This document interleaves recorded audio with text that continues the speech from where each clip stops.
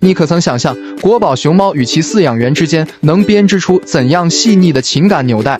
不妨将目光转向福宝与徐奶爸这对。当福宝静静地隔着围栏凝视着徐奶爸，那份深情厚谊仿佛穿透了屏幕，直击人心。徐奶爸俯身拾起地上的落叶，而福宝则在内侧，简直让人心都要融化了。徐奶爸的心中定是春意盎然。作为国际知名的熊猫公主的守护者，徐奶爸也承受了不少压力。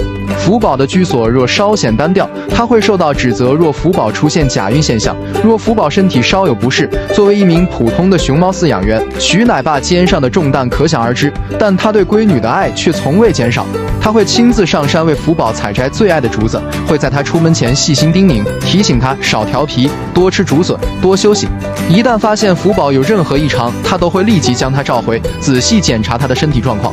栏杆内外，父女俩默契十足的眼神交流。徐奶爸曾坦言，是福宝给了他许多第一次的希望。徐福记这对父女无疑是天下最棒的组合。